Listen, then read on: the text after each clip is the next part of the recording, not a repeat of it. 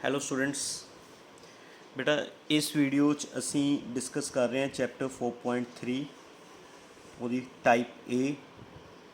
Type A is dealing with AC generator. AC generator ਵਾਲਾ topic ਪੜ੍ਹਿਆ ਸੀ ਨਾ ਬੇਟਾ, ਉਸ ਨਾਲ ਰਿਲੇਟਡ ਟਾਈਪ ਹੈ ਨਾ। ਏਸੀ ਜਨਰੇਟਰ ਦੀ ਜਦੋਂ ਆਪਾਂ ਥਿਊਰੀ ਪੜ੍ਹੀ ਸੀ ਤਾਂ ਥਿਊਰੀ 'ਚ ਆ ਫਾਰਮੂਲਾ ਬਣਾਇਆ ਸੀਗਾ EMF ਦਾ। ਅਲਟਰਨੇਟਿੰਗ EMF ਦਾ ਫਾਰਮੂਲਾ ਸੀਗਾ E is equal to E node sine omega T. E node ਨੂੰ ਅਸੀਂ ਬੋਲਦੇ ਹੁੰਦੇ ਮੈਕਸੀਮਮ EMF ਜਾਂ ਐਂਪਲੀਟਿਊਡ। E ਨੋਡ ਦਾ ਫਾਰਮੂਲਾ ਸੀ NBA omega. What is N? Number of turns coil ਦੀਆਂ। B ਕੁਆਇਲ ਕਿੰਨੇ ਫੀਲਡ 'ਚ ਪਈ ਹੈ, ਮੈਗਨੈਟਿਕ ਫੀਲਡ। A ਕੁਆਇਲ ਦਾ ਏਰੀਆ। ਓਮੇਗਾ ਕੁਆਇਲ ਦੀ ਐਂਗੂਲਰ ਵੈਲੋਸਿਟੀ। ਤਾਂ ਇਹ ਫਾਰਮੂਲਾ ਆਪਾਂ ਉੱਪਰ ਪੁੱਟ ਕਰਕੇ ਆਹ ਫਾਰਮੂਲਾ ਬਣ ਸਕਦਾ EMF ਦਾ। ਥਿਊਰੀ 'ਚ ਪੜ੍ਹਿਆ ਹੋਇਆ ਬੇਟਾ, ਠੀਕ ਹੈ।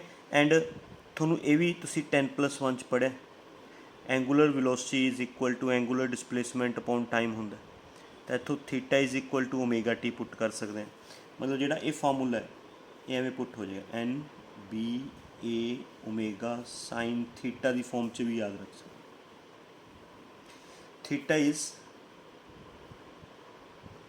angle between B and direction of area। Magnetic field B ਤੇ ਏਰੀਏ ਦੀ ਡਾਇਰੈਕਸ਼ਨ ਦੋਨਾਂ ਦੇ ਵਿੱਚ ਐਂਗਲ ਹੁੰਦਾ ਥੀਟਾ। ਏਰੀਏ ਦੀ ਡਾਇਰੈਕਸ਼ਨ ਏਰੀਏ ਤੋਂ ਪਰਪੈਂਡੀਕੂਲਰ ਹੁੰਦੀ ਹੈ ਨਾ। ਜਿਵੇਂ for example this is magnetic field, ਠੀਕ ਹੈ, and this is ਕੋਆਇਲ।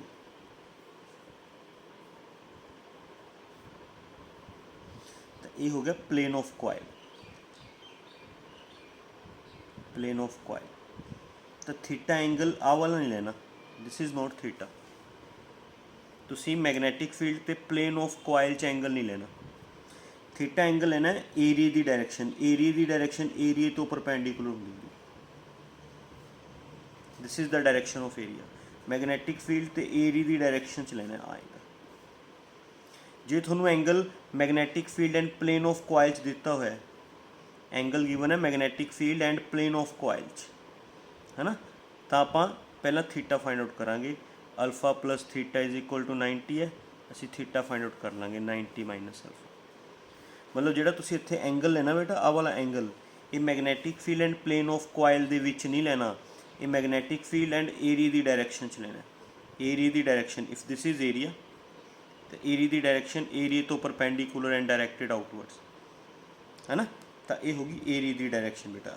This is the direction of area, ਹੈ ਨਾ। ਤਾਂ ਆਹ ਚੀਜ਼ ਗਲਤ ਨਹੀਂ ਕਰਨੀ ਬਸ। ਐਂਗਲ ਜਿਹੜਾ ਲੈਣਾ magnetic field and direction of area ਲੈਣਾ, ਓਕੇ। ਐਂਡ ਅੱਛਾ, ਉਹ ਕਰੰਟ ਦਾ ਫਾਰਮੂਲਾ ਤਾਂ ਅਸੀਂ ਲਗਾ ਹੀ ਸਕਦੇ ਹਾਂ, I is equal to E/R, ਜਾਂ I ਨੋਡ ਹੈ ਤਾਂ it is equal to E node by R, ਹੈ ਨਾ ਬੇਟਾ। E node by R, E node ਹੈ ਤਾਂ I ਨੋਡ ਆਏਗਾ, E ਹੈ ਤਾਂ I ਆਏਗਾ। ਜਿਵੇਂ ਓਹਮਜ਼ ਲਾ ਨਹੀਂ ਹੁੰਦਾ I is equal to V/R, ਉਹੀ ਲਗਾਇਆ ਬੇਟਾ। ਇੰਸਟੈਂਟੇਨੀਅਸ EMF ਹੈ ਤਾਂ ਇੰਸਟੈਂਟੇਨੀਅਸ ਕਰੰਟ ਆਏਗਾ, ਮੈਕਸੀਮਮ EMF ਤੇ ਮੈਕਸੀਮਮ ਕਰੰਟ ਆਏਗਾ। ਕਲੀਅਰ। ਜਿਹੜੀ ਇਹ ਇਹਨਾਂ ਨੂਮੈਰੀਕਲਸ ਨਾਲ ਜਾਂ ਇਹ ਵਾਲੇ ਫਾਰਮੂਲਾਜ਼ ਨਾਲ ਡੀਲ ਕਰਦੀ ਹੋਈ ਆਪਣੀ ਟਾਈਪ A ਹੈ ਨਾ। ਥੋੜ੍ਹੇ ਜਿਹੇ ਕੁਐਸਚਨਸ ਹੈ ਬੇਟਾ, 7 ਕੁਐਸਚਨਸ ਹੈ ਇਸ ਦੇ, ਐਂਡ ਈਜ਼ੀ ਕੁਐਸਚਨਸ ਹੈ, ਬਹੁਤ ਈਜ਼ੀ ਟਾਈਪ ਹੈ, ਆਸਾਨੀ ਨਾਲ ਤੁਹਾਡੇ ਤੋਂ ਹੋ ਜਾਏਗੀ ਇਹ ਟਾਈਪ, ਠੀਕ ਹੈ। ਥੋੜ੍ਹਾ ਧਿਆਨ ਨਾਲ ਸਮਝਿਓ ਫਿਰ ਵੀ, carefully. We are moving to question number first. Question number first 'ਤੇ ਮੂਵ ਕਰ ਰਹੇ ਬੇਟਾ। An AC generator consist of a coil of 100 turns. ਇੱਕ ਕੋਆਇਲ ਹੈ, ਉਹਦੀਆਂ ਨੰਬਰ ਆਫ ਟਰਨਸ ਦਿੱਤੇ ਹੋਏ ਨੇ ਬੇਟਾ 100, and cross-sectional area of 3 metre square. Cross-sectional area 3 metre square area, rotating at a constant angular speed of 60 radians per second. ਉਹਦੀ angular speed ਦਿੱਤੀ ਹੋਈ ਹੈ ਘੁੰਮਣ ਦੀ 60 radians per second. In a uniform magnetic field, magnetic field ਵੀ given ਹੈ ਬੇਟਾ, magnetic field of 0.04 tesla. The resistance of coil is 500 ohm. Coil की resistance भी गिवन है 500 ओम, है ना। Calculate first part. First part उन्होंने कैलकुलेट करने को कहा बेटा, calculate the maximum current drawn from the generator. Maximum current find out करना, मैक्सिमम करंट।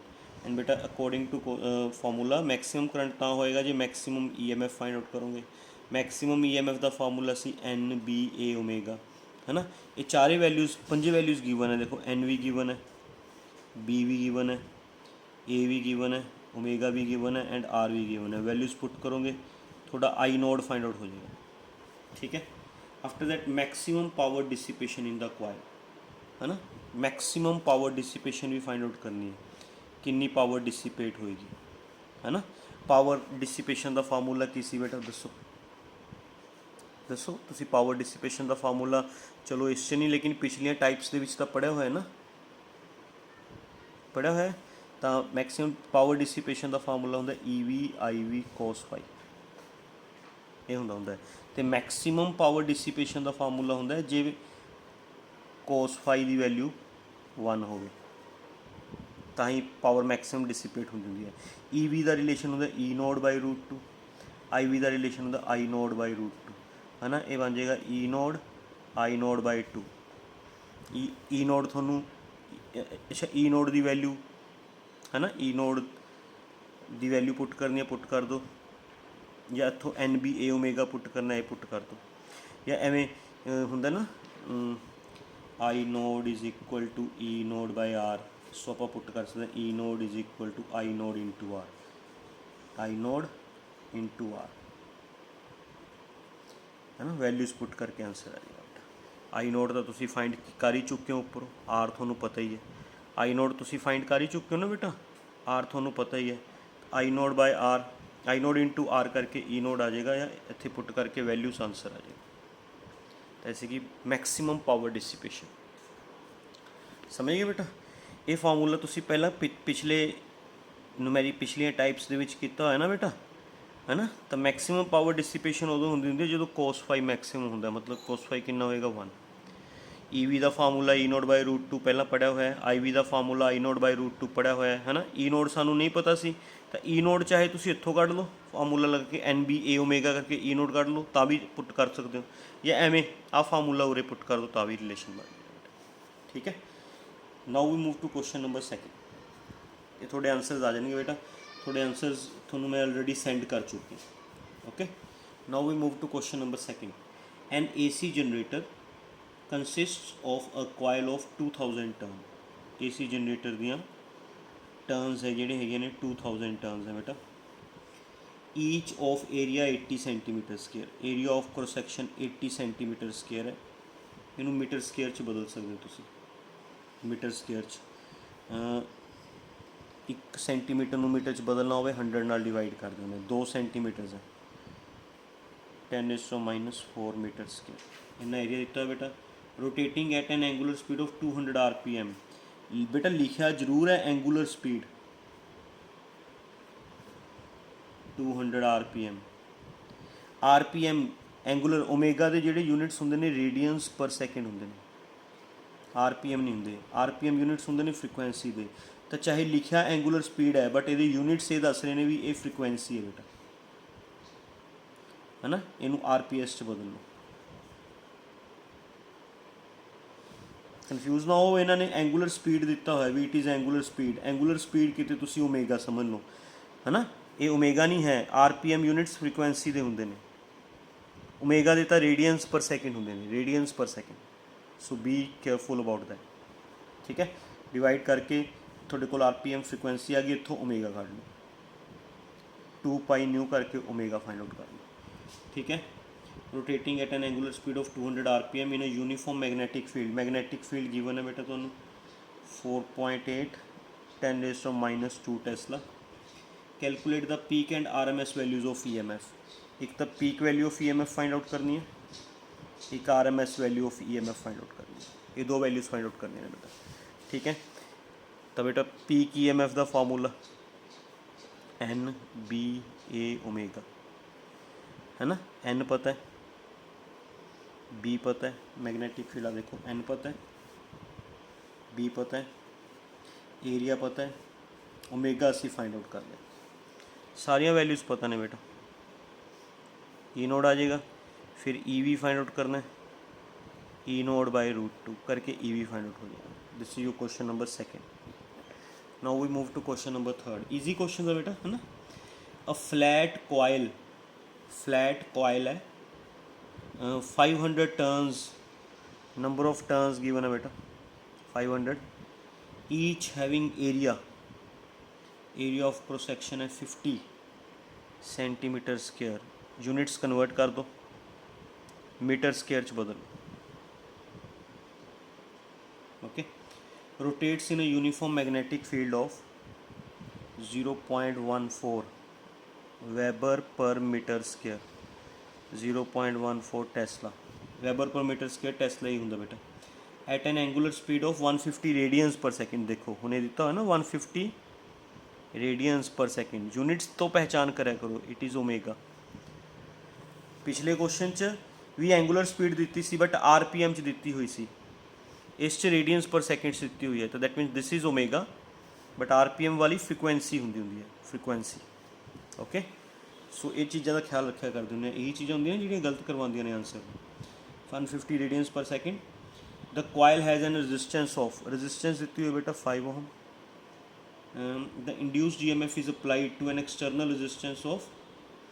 अच्छा, कॉयल दी रेजिस्टेंस ये होगी इंटरनल रेजिस्टेंस कॉयल दी, है ना. ये सप्लाई किनू देती, external resistance 10 ohm. Calculate the peak current through the resistance. Peak current find out करना है रेजिस्टेंस चो. Peak current I nought find out करना बेटा. इस रेजिस्टेंस चो कितना करंट पास आउट करेगा. ठीक है, किमें फाइंड आउट करोगे दसो. How will you find out. पहला तो आई नोड, एक तो ये आ जाएगा I naught is equal to E naught by R. समझ गए. ई नोड का फार्मूला NBA ओमेगा पता है सानू. ई नोड का फार्मूला. नंबर ऑफ टर्न्स पता नहीं, मैग्नेटिक फील्ड पता है, एरिया पता है, ओमेगा भी पता है ना. रेजिस्टेंस 10 ओम. इत्थों पीक करंट आ जाएगा पर नहीं. क्यों? क्योंकि इत्थों ए वाली रेजिस्टेंस भी काउंट होएगी ना बेटा. आ वाली रेजिस्टेंस भी तो काउंट होएगी. नहीं समझे, है ना. मतलब ये जी इत्थे आएगी internal plus external total resistance. ये होगी कॉयल दी रेजिस्टेंस, ये होगी एक्सटर्नल रेजिस्टेंस. दोनों रेजिस्टेंस को ऐड करके फिर बनेगा बेटा. बस इन्ना का फर्क सीगा इत्थे. R प्लस R लगना है, बाकी तो सेम ही है ना. EMF upon resistance internal plus external दोनों काउंट होनी है. ये तो आर्मेचर कॉयल की रेजिस्टेंस है, ये जो बाहर लोड लगाया वो रेजिस्टेंस है. तो रेजिस्टेंस तो आप दोनों लवांगे बेटा. ओके. ये आई नोड आ जाएगा थोड़ा. बस यही फाइंड आउट करना सीगा. Okay. Now we move to question number 4. A coil has 50 turns and its area is 500 centimetre square. 500 10⁻⁻4 metre square. It is rotating at the rate of 50 RPS. RPS frequency हुई बेटा. 50 RPS ते घूम रहा है, तो असी वह ओमेगा फाइंड आउट करोगे, है ना. न्यू की वैल्यू पुट करोगे, it becomes 100 pi radians per second. Omega आ जाएगा बेटा, है ना. इन अ मैग्नेटिक फील्ड दिता है 0.5 वेबर पर मीटर स्क्वायर, मतलब 0.5 Tesla magnetic field. Calculate the maximum value of EMF develop across the ends of the coil. Maximum value of EMF find out करनी है. EMF the maximum value the formula NBA omega, है ना. Everything is non, values put करो answer. N पता है, B पता है, omega पता है, A पता है ना. वैल्यूज पुट करके रिजल्ट आ जाएगा बेटा. Clear. This is your question number 4th. Okay. Now we further move to question number 5th, then 6th, then 7th. 3 question रह गए बेटा. छोटी टाइप है, बहुत ईजी टाइप है, कोई दिक्कत नहीं हैगी टाइप के which. Okay. Now question number 5th. A generator develops an EMF 120 volt. Generator के क्रॉस कितनी EMF डिवेलप होंगी है 120 volt. And has a terminal potential difference of 115 volt. ਤੁਹਾਨੂੰ ਜਨਰੇਟਰ ਦਾ ਟਰਮੀਨਲ ਪੋਟੈਂਸ਼ੀਅਲ ਡਿਫਰੈਂਸ ਦਿੱਤਾ ਹੋਇਆ ਬੇਟਾ 15 ਵੋਲਟ ਵੈਨ ਦਾ armature current is 25 ampere, armature ਦਾ ਕਰੰਟ ਹੈਗਾ 25 ampere. What is the resistance of armature coil, armature coil the resistance ਪੁੱਛੀ ਹੈ। ਠੀਕ ਹੈ, ਇਹ ਤੁਸੀਂ ਸਮਝ ਗਏ। ਇੱਕ ਆਰਮੇਚਰ ਕੋਇਲ ਹੈ ਬੇਟਾ, ਆਰਮੇਚਰ ਕੋਇਲ ਹੈ ਨਾ। ਤੁਹਾਨੂੰ ਜਨਰੇਟਰ ਨੂੰ ਕਿੰਨੀ ਵੋਲਟੇਜ ਮਿਲੀ ਹੈ 120 ਵੋਲਟ, ਉਹਦਾ ਟਰਮੀਨਲ ਪੋਟੈਂਸ਼ੀਅਲ ਡਿਫਰੈਂਸ ਕਿੰਨਾ ਬਣਿਆ 115, ਕਿੰਨਾ ਕਰੰਟ ਪਾਸ ਆਊਟ ਹੋ ਰਿਹਾ ਆਰਮੇਚਰ ਕੋਇਲ ਚੋਂ 25 ਐਂਪੀਅਰ, ਇਹਦੀ ਰੈਜ਼ਿਸਟੈਂਸ ਪੁੱਛੀ ਹੈ। ਮਤਲਬ ਇੱਕ ਤਰ੍ਹਾਂ ਦੀ ਇੰਟਰਨਲ ਰੈਜ਼ਿਸਟੈਂਸ ਹੀ ਹੋਗੀ ਆਰਮੇਚਰ ਕੋਇਲ ਦੀ। ਤਾਂ ਫਾਰਮੂਲਾ ਯਾਦ ਹੈ ਤੁਹਾਨੂੰ, ਆਪਾਂ ਤੁਹਾਨੂੰ ਮੈਂ ਇਹਦੀ ਡਾਇਗਰਾਮ ਬਣਾ ਦਿੰਦੇ ਹੈ ਨਾ, ਡਾਇਗਰਾਮ ਬਣਾ ਕੇ ਸਮਝਾਉਣਾ। ਹੁਣ ਆਪਣੇ ਕੋਲ ਜਿਵੇਂ ਸਪੋਜ਼ ਕਰੋ this is a AC generator, ਇਹਨੂੰ EMF ਕਿੰਨੀ ਮਿਲੀ 120 ਵੋਲਟ ਹੈ ਨਾ। ਜਨਰੇਟਰ ਡਿਵੈਲਪਸ ਇੰਨੀ EMF ਉਹ ਪ੍ਰੋਡਿਊਸ ਕਰ ਰਿਹਾ 120 volt, okay. And has a terminal, ਇਹਦਾ ਟਰਮੀਨਲ ਪੋਟੈਂਸ਼ੀਅਲ ਡਿਫਰੈਂਸ ਹੈਗਾ 115 ਵੋਲਟ। ਠੀਕ ਹੈ ਬੇਟਾ, EMF 120 volt, terminal potential difference 115 volt. ਅਤੇ ਜਿਹੜਾ ਇਸ ਚੋਂ ਇਹਦੀ ਆਰਮੇਚਰ ਚੋਂ ਕਰੰਟ ਜਾ ਰਿਹਾ, current that is equal to 25 ampere. ਤੁਹਾਨੂੰ ਇਹਦੀ ਰੈਜ਼ਿਸਟੈਂਸ ਫਾਈਂਡ ਆਊਟ ਕਰਨੀ ਹੈ। ਆਪਾਂ ਫਾਰਮੂਲਾ ਉਹ ਲਗਾਓ E minus V is equal to IR ਵਾਲਾ ਹੈਗਾ ਸੀ ਨਾ ਫਾਰਮੂਲਾ। ਇਹ ਫਾਰਮੂਲਾ ਤੁਸੀਂ ਪੜ੍ਹਿਆ ਯੂਨਿਟ ਸੈਕਿੰਡ 'ਚ ਪੜ੍ਹਿਆ ਇੰਟਰਨਲ ਰੈਜ਼ਿਸਟੈਂਸ ਵਾਲੇ ਟੋਪਿਕ 'ਚ। E minus V is equal to IR ਹੈ ਨਾ। ਇੱਥੋਂ ਫਾਈਂਡ ਆਊਟ ਕਰ ਸਕਦੇ ਹੋ ਤੁਸੀਂ E minus V upon I is equal to R, ਇਹ ਕੰਸੈਪਟ ਲਗਾ ਲਓ। ਠੀਕ ਹੈ, ਇਹ ਨਾਲ ਤੁਹਾਡਾ ਇੱਕ ਕੁਐਸਚਨ ਹੋ ਗਿਆ ਨਾ ਬੇਟਾ। Now we move to question number 6। ਸਮਝ ਆ ਗਿਆ ਨਾ ਕੁਐਸਚਨ ਇਹ। ਬਸ ਯੂਨਿਟ ਸੈਕਿੰਡ ਦਾ ਕੰਸੈਪਟ ਲੱਗਣਾ ਸੀ ਬੇਟਾ, EMF minus terminal potential difference is equal to I into R। Formula ਪੜ੍ਹਿਆ ਹੋਇਆ ਤੁਸੀਂ ਯੂਨਿਟ ਸੈਕਿੰਡ 'ਚ, ਇੰਟਰਨਲ ਰੈਜ਼ਿਸਟੈਂਸ ਵਾਲੇ ਟੋਪਿਕ 'ਚ ਪੜ੍ਹਿਆ ਸੀ ਬੇਟਾ ਇਹ ਵਾਲਾ ਫਾਰਮੂਲਾ, ਇੰਟਰਨਲ ਰੈਜ਼ਿਸਟੈਂਸ ਵਾਲੇ ਟੋਪਿਕ 'ਚ, okay. Now question number 6। An AC generator consists of a coil of 50 turns and area of cross section 2.5 meter square, rotating at an angular speed of 60 radians per second। Radians per seconds से बेटा ये angular speed होएगी omega in a uniform magnetic field of 0.3 tesla between two fix poles. आसान है बेटा सारा कुछ। The resistance of the circuit and the coil is 500 ohm. Find first part maximum current drawn from the generator. Maximum current I node is equal to E node by R। E node का formula NBA omega. सारिया values put करो answer. Second part what will be the orientation of the coil with respect to magnetic field to have maximum magnetic flux, zero magnetic flux। Orientation दसनी है मतलब theta, okay. ध्यान नाल read out कर दें बेटा statement number second. What will be the orientation of the coil. Coil की orientation मतलब किस एंगल ते होएगी कॉइल मैगनैटिक फील्ड तो to have maximum flux and zero flux. ठीक है बेटा, फ्लक्स का फार्मूला की होंगे, फ्लक्स का फार्मूला BA cos थीटा होंगे है ना। फ्लक्स मैक्सिमम कदों होएगा। अच्छा इत्थे theta, what is theta? Theta is angle between magnetic field and direction of area है ना।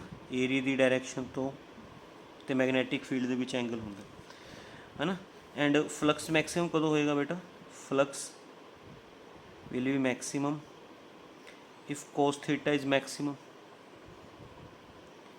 cos theta is maximum, cos theta the maximum value 1 ਹੁੰਦੀ है, किस angle the cos theta 0 degree, that means magnetic field and Eri the direction ਦੇ ਵਿੱਚ 0 degree ਦਾ angle बने, मतलब जिमें मैं ਤੁਹਾਨੂੰ डायग्राम समझावा एवें, दिस इज़ मैगनैटिक फील्ड। तो ਜਿਹੜਾ ਕੋਆਇਲ ਦਾ ਪਲੇਨ ਹੈ ਉਹ ਮੈਗਨੈਟਿਕ ਫੀਲਡ ਤੋਂ ਪਰਪੈਂਡੀਕੂਲਰ ਹੋਵੇ,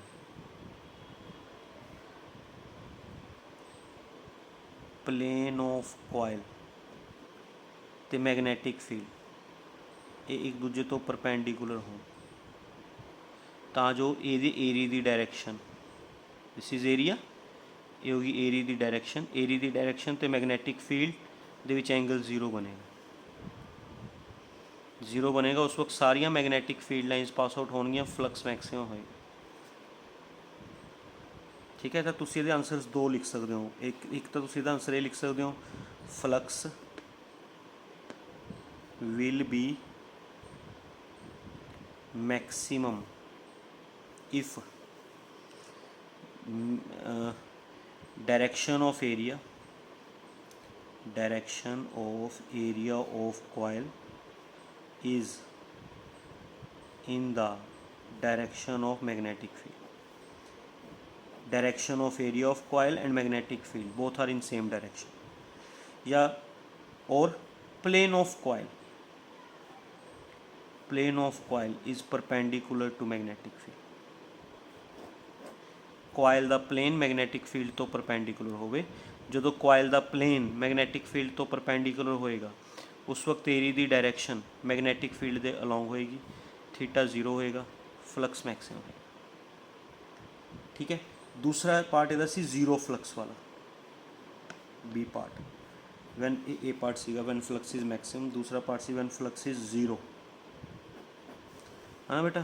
फ्लक्स 0 कदों होएगी, फ्लक्स का फार्मूला बी ए कोस थीटा, फ्लक्स 0 होएगी when theta 0, cos theta 0, flux will be 0 if cos theta is 0, cos theta 0 that means theta 90 degree, मतलब एरी दी डायरेक्शन मैग्नेटिक फील्ड तो परपेंडिकुलर हो गई, like this, this is magnetic field, है ना, तो एरिया दी direction एवें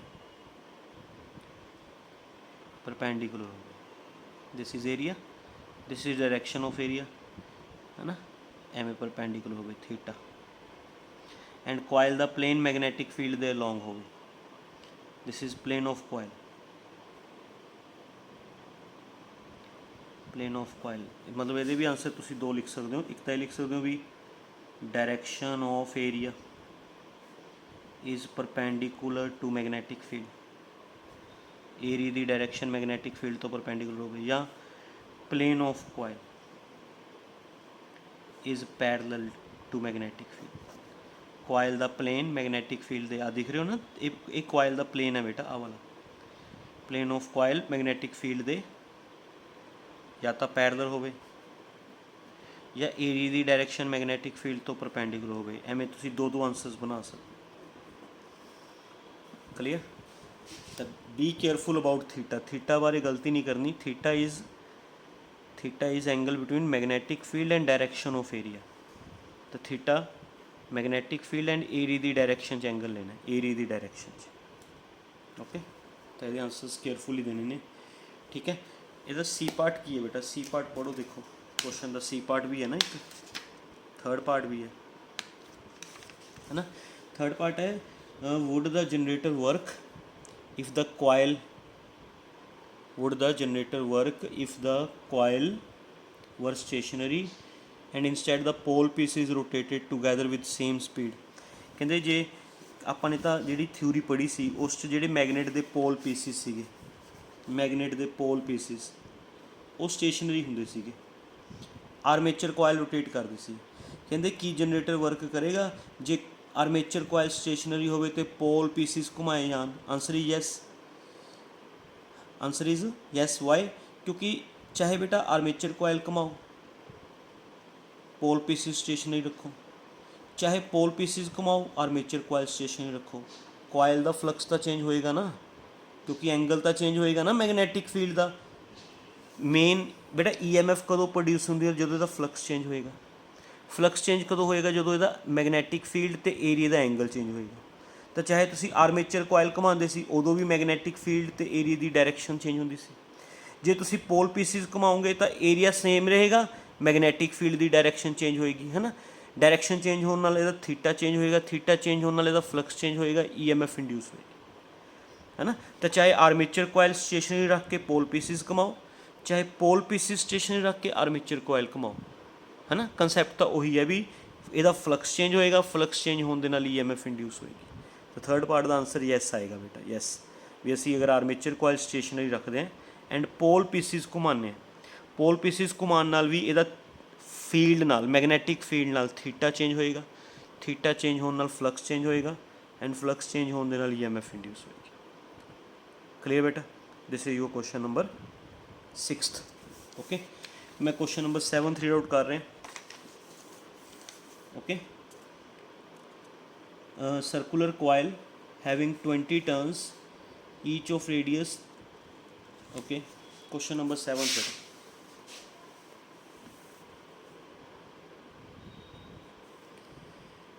A circular coil having 20 turns of the each of radius 8 centimeter, area of cross section find out कर सकते हैं, क्योंकि circular coil है ना, तो पाई r स्क्वायर लगा ला area, is rotating its vertical diameter with an angular speed of 50 radians per second. 50 radians per second angular speed omega होगी in a uniform magnetic field of 30 milli Tesla, 30 into 10⁻³ Tesla. Obtain the maximum average and RMS value of EMF induced in the coil. Maximum EMF, average EMF and RMS EMF. Maximum EMF the formula NBA omega, E average the formula, mean value the formula कितना है बेटा 2 E naught by pi, E node आ जाएगा, ये आ जाएगा E RMS value E naught by √2। कितने part हो गए, है ना। If the coil forms a closed loop of resistance, coil दी अगर resistance दी है 10 ohm, how much power is dissipated as a heat, कितनी power as a heat dissipate होएगी। power दा formula EV IV cos phi, क्योंकि circuit सिर्फ resistance है, circuit is purely resistive, है ना। resistive circuit the power factor maximum होंदा 1, ये फार्मूला बनेगा EV IV, है ना। IV आ जाएगा EV/R, तो ये आ जाएगा फार्मूला EV²/R, इन्नी पावर लॉस होगी। सिंपल क्वेश्चन सीगा, ठीक है। एवं ईजी क्वेश्चन है बेटा, एंगल का ख्याल रखना है बस, एंगल का, एंगल नहीं गलत करना। ओके, बाकी तुसी देख चुके हो आप भी, ईजी क्वेश्चंस ने, ज़्यादा टफ क्वेश्चंस नहीं है। Okay, understand. Thank you very much.